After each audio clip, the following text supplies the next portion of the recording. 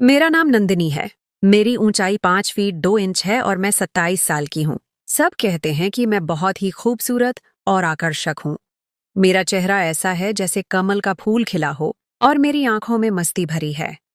मेरे गाल गोल मटोल और भरे भरे हैं और मेरे होंठ शहतूत की तरह रसीले हैं। यह उस समय की बात है जब मैं लगभग 16 साल की थी और हमारी 10वीं कक्षा की बोर्ड परीक्षाएं सिर पर थीं। मैं कोई बहुत ज्यादा कमजोर छात्रा तो नहीं थी, लेकिन न ही बहुत मेधावी। मुझे परीक्षा की तैयारी के लिए किसी के मार्गदर्शन की जरूरत थी। मेरी मामी का बेटा विराट उससे पहले ही 10वीं कक्षा पास कर चुका था और वह हमारे घर से ज्यादा दूर नहीं रहता था। मैंने अपनी माँ जी से कहा कि वह विराट से बात करें कि वह मुझे कुछ देर पढ़ा दिया करें। इस तरह मुझे ट्यूशन के लिए दूर नहीं जाना पड़ेगा, आने जाने की परेशानी भी नहीं होगी और समय भी बर्बाद नहीं होगा। माँ जी ने उसी दिन विराट से बात की और मुझे बताया कि वह शाम 7 बजे से 9 बजे तक मुझे पढ़ाने आया करेगा। उस दिन मैंने जल्दी जल्दी अपने सारे काम निपटाए और अपनी किताबें लेकर पूजा घर से सटे ड्राइंग रूम में पढ़ने बैठ गई। लगभग 7:30 बजे होंगे जब विराट हमारे घर आए। विराट की उम्र उस समय 25 साल के करीब थी और वह काफी सुंदर और आकर्षक व्यक्तित्व के मालिक थे। उनका कद 6 फीट के करीब था, जबकि शरीर मजबूत और सुगठित था। क्लीन शेव के साथ उनका गेहुआ रंग बेहद मोहक था। औपचारिक नमस्ते के बाद वह मुझसे मुखातिब हुए। अच्छा, तो मेरी शिष्या पढ़ाई के लिए तैयार है? मैंने भी सिर हिलाते हुए कहा, जी। Very good. ये बताओ, किस विषय में खुद को ज्यादा कमजोर समझती हो? विराट ने मेरी किताब उठाकर उसके पन्ने पलटते हुए किताब पर ही नजरें जमाए मुझसे दूसरा सवाल पूछा। तो मैंने उन्हें बताया कि मैं गणित, मैथमेटिक्स और अंग्रेजी इंग्लिश में कमजोर हूँ। मैं थोड़ा सिमट कर बैठी हुई थी और बात करते हुए भी थोड़ी झिझक रही थी। विराट ने किताब मेज पर रखते हुए मेरी ओर देखा और बोले, अगर इसी तरह तुम घबराई और झिझकती रहोगी तो मुझे नहीं लगता कि मैं जो कुछ भी तुम्हें पढ़ाऊंगा वह तुम्हें याद हो सकेगा। लिहाजा डरने और झिझकने की जरूरत नहीं। हम बड़े दोस्ताना माहौल में पढ़ाई करेंगे और जो कुछ भी पढ़ेंगे उसे याद भी रखेंगे। जी बेहतर। मैंने खुद को थोड़ा शांत जाहिर करने की कोशिश करते हुए कहा। उस दिन पढ़ाई तो कोई खास नहीं हुई। अलबत्ता विराट ने अपनी बातों और चुटकुलेबाजी की मदद से मेरी झिझक दूर कर दी। मैं अब काफी शांत भी थी। यही वजह थी कि मैं विराट के चुटकुलों का जवाब भी चुटकुलों की सूरत ही दे रही थी। मेरा चंचल स्वभाव जागृत हो चुका था। विराट ने थोड़ी सी गणित की एक्सरसाइज कराई और अंग्रेजी से शुरू करने का कहकर घर जाने के लिए उठे। माँ जी ने उन्हें रोक लिया कि चाय तो पीते जाए। विराट भी चाय के लिए बैठ गए।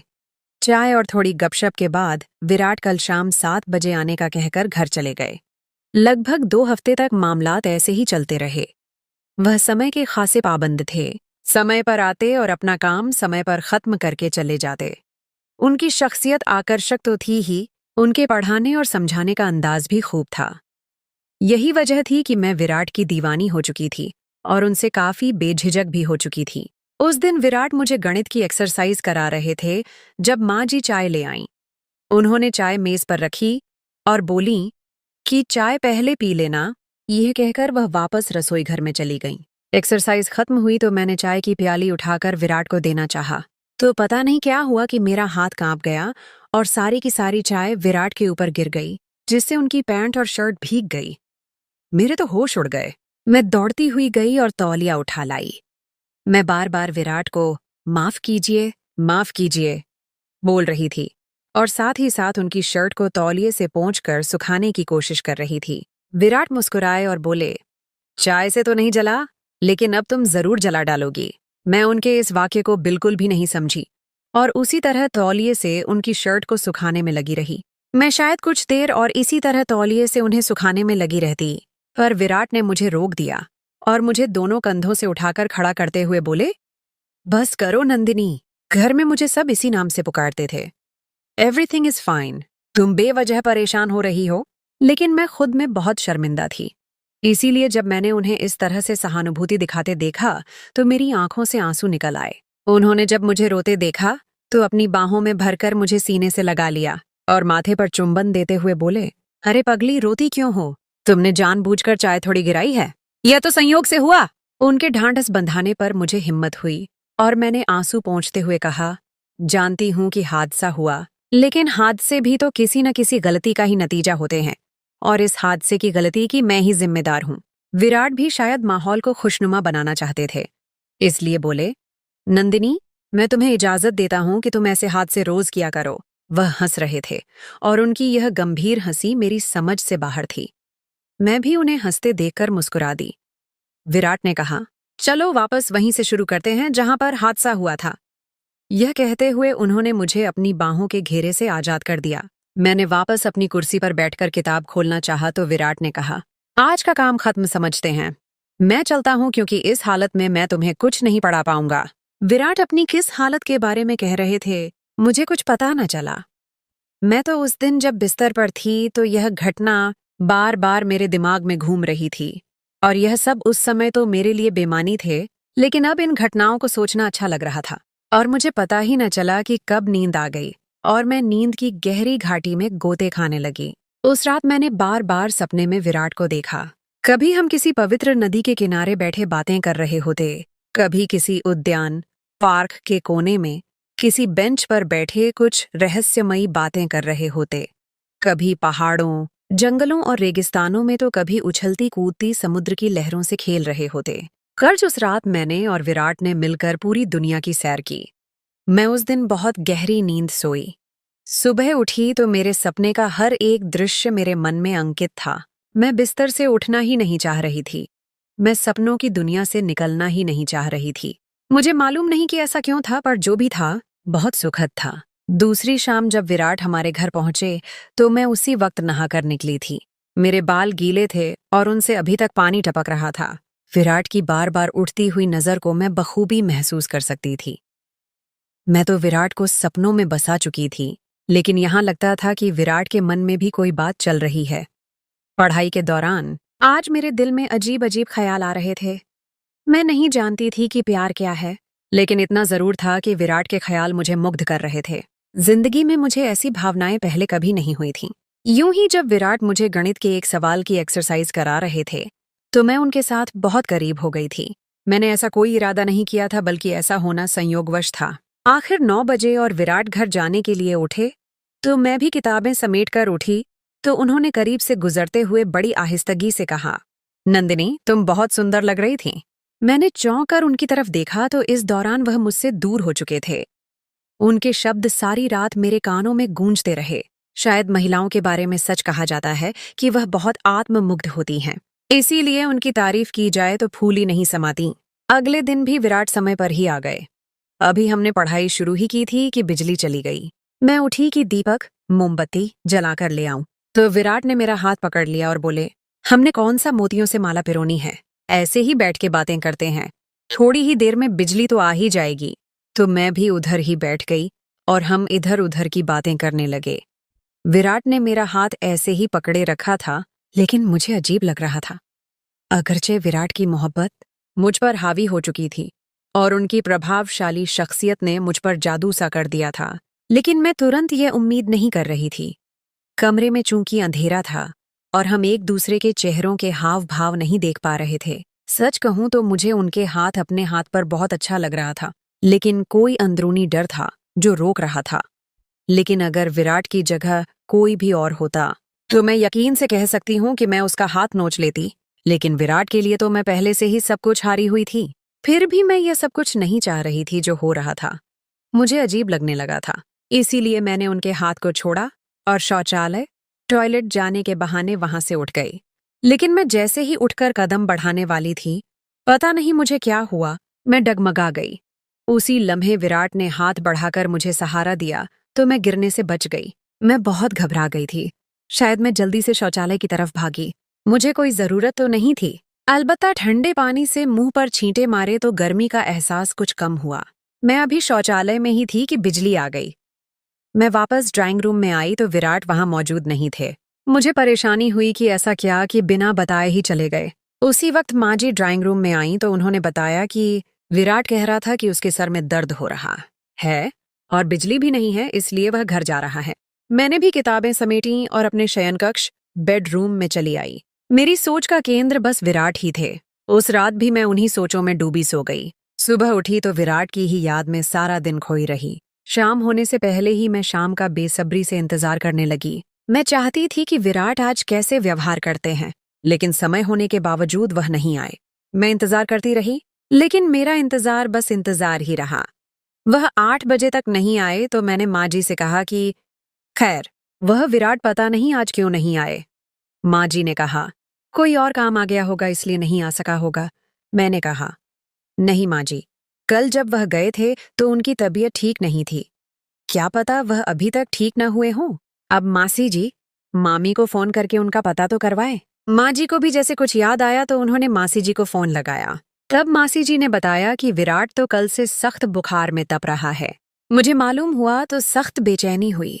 दिल चाहा कि अभी जाऊं और उसका बुखार खुद पर ले लूं, लेकिन मैं उस वक्त क्या कर सकती थी। सुबह मैं माँ जी को साथ लेकर उनका पता लेने मासी जी के घर गई तो देखा विराट वाकई बुखार की वजह से बिस्तर में पड़े थे। थोड़ी सी औपचारिक बातचीत के बाद मैं उधर ही बैठ गई। मासी जी और माँ जी भी साथ बैठी अपनी बातों में मसरूफ हो गईं। विराट ने एक बार हमारी तरफ देखा, फिर उन्होंने अपनी आंखें मूंद लीं। हम मासी जी और माँ जी की मौजूदगी में कोई बात नहीं कर सकते थे, इसीलिए हम खामोश बैठे थे, जबकि मासी जी और माँ जी बातें कर रहे थे। बातों बातों में मासी जी ने बताया कि उनकी सहेली की बेटी की विवाह शादी थी जहां उनका जाना बहुत जरूरी था, लेकिन वह नहीं जा सकती थीं। माँ जी पूछ रही थीं, क्यों नहीं जा सकती हो? तो मासी जी बोली, जिसके साथ जाना था वह तो बिस्तर पर पड़ा है और आपके भाई साहब, मामू जी भी ऑफिस से छुट्टी नहीं ले सकते कि उनके साथ चली जाती। माँ जी चूंकि मासी जी की सहेली को जानती थीं और उन्हें पता था कि वह किधर रहती हैं, इसलिए मासी जी से बोली, तुम्हारी सहेली कौन सा दूसरे शहर में रहती है? टैक्सी पकड़ो और 2-3 घंटे में वापस आ जाओगी। मैंने यह सुना तो मेरे दिमाग में एक विचार आया कि अगर माँ जी और मासी जी विवाह पर चली जाएं तो मुझे विराट से अकेले मिलने का मौका मिल जाएगा। यही सोचकर मैंने भी माँ जी की तायद में कहा, मासी जी, अगर आपकी सहेली इसी शहर में रहती है तो तब आप जरूर जाएं। विराट की फिक्र न करें, 2-3 घंटों तक हम उनकी देखभाल तैमूरदारी कर लेंगे। मासी जी और माँ जी दोनों को मैंने विवाह में जाने पर राजी कर लिया, अगरचे माँ जी जाना नहीं चाहती थीं। उन दोनों के जाने के बाद मैं और विराट अब घर में अकेले थे। कोई 15 मिनट तक हम में कोई बात न हुई। विराट वैसे ही आंखें मूंदे लेटे रहे। शायद वह मेरा इंतजार कर रहे थे कि मैं कोई बात शुरू करूंगी, लेकिन मैं असमंजस में रही कि बात शुरू कैसे करूं और कौन सी बात करूं। एकांत और खामोशी माहौल पर अजीब शांत थी। विराट ने मेरी तरफ करवट लेकर आंखें खोल दी और बोले, नंदिनी, तुमने मुझे जला डाला। उनकी आवाज मेरी कानों से टकराई। उनकी नजरें मेरे चेहरे पर गड़ी थीं।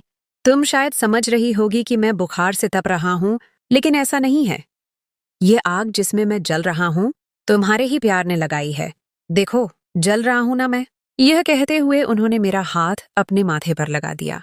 उनका माथा सच में अंगारे की तरह था। जी विराट, मेरे मुंह से बस इतना ही निकल पाया। विराट दीवानों की तरह मेरे हाथ को अपने चेहरे पर रख रहे थे, जैसे वह इस तरह सुकून पा रहे हों। सुकून तो मुझे भी हासिल हो रहा था, मोहब्बत तो मुझे भी हो गई थी। नए मोड़ और घटनाएं। अभी हम दोनों ही उस पल में खोए हुए थे जब दरवाजे पर हल्की सी दस्तक हुई। हमारा ध्यान भंग हुआ और हम एक दूसरे से दूर हट गए। विराट ने हल्की सी आवाज में पूछा, कौन है? नंदिनी, बेटा, मैं हूं। माँ जी ने कुछ दवाइयां भेजी हैं विराट के लिए। बाहर से आवाज आई। ये हमारी पड़ोसी सुमित्रा आंटी थीं, जो अक्सर हमारे घर आया करती थीं। जी आंटी, मैं अभी आती हूँ। मैंने जल्दी से दरवाजा खोला और दवाइयां ले लीं। सुमित्रा आंटी ने विराट की तरफ देखा और चिंतित होकर पूछा, अरे विराट बेटा, कैसा है बुखार अब? माँ जी ने बताया कि बहुत तेज है। विराट ने मुस्कुराते हुए कहा, जी आंटी, पहले से बेहतर है। सुमित्रा आंटी थोड़ी देर बैठी, कुछ घरेलू बातें की और फिर चली गईं। उनके जाने के बाद हम दोनों फिर से उस खामोशी में डूब गए, लेकिन अब वो पहले जैसी सहजता नहीं थी। उस अचानक दखल ने माहौल बदल दिया था। विराट ने धीरे से कहा, नंदिनी, मुझे लगता है अब मुझे आराम करना चाहिए। तुम भी जाकर पढ़ाई करो। मुझे थोड़ा अजीब लगा, लेकिन मैं समझ गई। मैंने अपनी किताबें उठाईं और वापस अपने कमरे में आ गई। उस दिन रात भर मैं सुमित्रा आंटी के आने और विराट के व्यवहार में आए बदलाव के बारे में सोचती रही। क्या उन्होंने कुछ भांप लिया था? क्या विराट को डर लग गया था? अगले दिन जब मैं मासी जी के घर गई तो देखा कि विराट अब भी बुखार में थे, लेकिन पहले से बेहतर लग रहे थे। मैंने हिम्मत करके पूछा, विराट, कल आप अचानक क्यों चले गए थे? विराट ने मेरी तरफ देखा और हल्की सी मुस्कान के साथ कहा, मेरा सर वाकई दर्द कर रहा था और फिर बिजली भी नहीं थी, तो मुझे लगा तुम्हें पढ़ाने में दिक्कत होगी। उनकी आंखों में एक अजीब सी चमक थी जो उनके शब्दों से मेल नहीं खा रही थी। मासी जी ने बीच में ही बात काटते हुए कहा, नंदिनी बेटा, मैं सोच रही थी कि जब तक विराट पूरी तरह ठीक नहीं हो जाता तुम उसकी मदद कर दो। उसे थोड़ी परेशानी हो रही है और डॉक्टर ने कहा है कि उसे कुछ दिन आराम की सख्त जरूरत है। मुझे यह सुनकर बहुत खुशी हुई। ये मेरे लिए एक अवसर था विराट के और करीब आने का। मैंने तुरंत कहा, जी मासी जी, बिल्कुल, मैं विराट की मदद कर दूंगी। अब हर रोज मैं दोपहर में मासी जी के घर जाती, विराट को दवाइयां देती, उनके लिए सब्जियों का सूप बनाती और उन्हें कहानियां सुनाती ताकि उनका मन लगा रहे। पढ़ाई का बहाना तो अब बस एक औपचारिकता बन चुका था। हमारी बातें ज्यादातर जिंदगी, सपनों और भविष्य के बारे में होती थीं। विराट ने मुझे अपने बचपन के किस्से सुनाए, अपने कॉलेज के दिनों के मजाकिया पल बताए और अपने इंजीनियर बनने के सपने साझा किए। मैंने भी उन्हें अपनी छोटी छोटी शरारतें और पढ़ाई के अलावा अपनी कलात्मक रुचियों के बारे में बताया। एक दिन जब मैं विराट के पास बैठी थी और उन्हें एक लोक कथा सुना रही थी, उन्होंने अचानक मेरा हाथ थाम लिया। इस बार उनकी पकड़ मजबूत थी और उनकी आंखों में वही चाहत थी जो मैंने उस दिन महसूस की थी जब चाय गिरी थी। उन्होंने कहा, नंदिनी, तुमने मेरी जिंदगी में एक नई रोशनी भर दी है। जब से तुम मेरी देखभाल कर रही हो, मुझे अपनी बीमारी भी अच्छी लगने लगी है। मैं शर्मा गई, लेकिन मैंने अपना हाथ वापस नहीं खींचा। उन्होंने कहा, नंदिनी, मैं तुमसे कुछ कहना चाहता हूं। मेरा दिल जोर से धड़कने लगा। मुझे लगा कि वह वही बात कहेंगे जो मैं सुनना चाहती थी। लेकिन तभी दरवाजे पर फिर से दस्तक हुई। इस बार माँ जी और मासी जी वापस आ चुकी थीं। हम दोनों तुरंत एक दूसरे से दूर हट गए। मेरा चेहरा लाल पड़ गया था और विराट भी थोड़े असहज लग रहे थे। माँ जी ने मासी जी से कहा, देखो मासी जी, हमारी नंदिनी कितनी सेवा करती है। विराट का रंग भी लौट आया है। मैं माँ जी की बात सुनकर और भी ज्यादा शर्मा गई। उस दिन विराट ने फिर से अपनी बात पूरी नहीं की, लेकिन उनकी आंखों में एक वादा था। अगले कुछ दिन विराट की तबीयत में सुधार आया और उन्होंने फिर से मुझे पढ़ाना शुरू कर दिया। लेकिन अब हमारे बीच एक अनकहा रिश्ता बन चुका था। हमारी नजरें ज्यादा मिलती थीं और हमारे स्पर्श में एक नई गर्माहट आ गई थी। जब भी माँ जी या मासी जी आसपास नहीं होती थीं, तो विराट मुझे छेड़ने लगते थे और मैं उनके चुटकुलों पर हंसती थी। एक शाम जब पढ़ाई खत्म हो गई थी और विराट जाने के लिए उठ रहे थे, तो मैंने हिम्मत करके कहा, विराट, आप मुझसे कुछ कहने वाले थे उस दिन। विराट मुस्कुराए और बोले, हाँ नंदिनी, मैं तुमसे कहना चाहता था कि तुम मेरी सबसे अच्छी शिष्या हो। उन्होंने ये बात इतनी धीमी आवाज में कही कि मुझे लगा जैसे उन्होंने मेरे गाल पर फुसफुसाया हो। मैं थोड़ा निराश हुई, लेकिन फिर उन्होंने मेरा हाथ थामा और मेरे कान में फुसफुसाए, और मैं तुम्हें अपनी जिंदगी की सबसे खास दोस्त बनाना चाहता हूँ। क्या तुम मेरा हाथ थामकर जीवन भर मेरे साथ चलोगी? मेरे दिल ने खुशी से उछलकर भांगड़ा किया। मैं बस मुस्कुरा दी और उनका हाथ थामे रखा। उस दिन के बाद हमारी पढ़ाई सिर्फ किताबों तक सीमित नहीं रही, बल्कि हमने जीवन की सबसे खूबसूरत पाठ पढ़ना शुरू कर दिया था, प्रेम का पाठ।